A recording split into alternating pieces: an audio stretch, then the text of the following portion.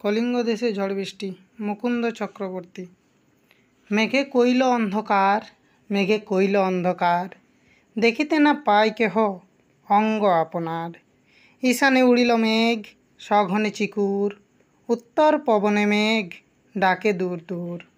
নিমেষেকে জড়ে মেঘ গগন মণ্ডল, চারি মেঘে বরিশি মুষল ধারে জল। কলিঙ্গে উড়িয়া মেঘ ডাকে উচ্চনাদ, প্রলয় গনিয়া প্রজা ভাবো এ বিষাদ। হুড় হুড় দূর দূর বহে ঘন ঝড়, বিপাকে ভবন ছাড়ি প্রজা দিল রড়। ধুলে আচ্ছাদিত হইল যে ছিল হরিত, উল্টিয়া পড়ে শস্য প্রজা চমকিত।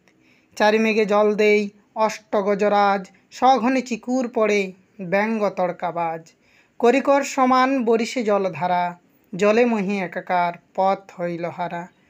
ঘন ঘন শুনি চারি মেঘের গর্জন, কারো কথা শুনিতে না পায় কোনো জন। পরিচ্ছিন্ন নাহি সন্ধ্যা দিবস রজনী, কলিঙ্গে শহরে সকল লোক যে জৈমিনী। হুড় হুড় দূর দূর শুনি ঝনঝন, না পাই দেখিতে কেহ রবির কিরণ। গর্ত ছাড়ি ভুজঙ্গ ভাসিয়া বুলে জলে, নাহি জানি জল স্থল কলিঙ্গ মণ্ডলে।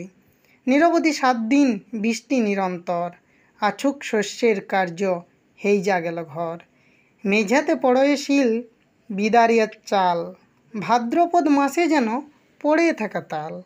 চণ্ডীর আদেশ পান বীর হনুমান, মঠ অট্টালিকা ভাঙি করে খান খান।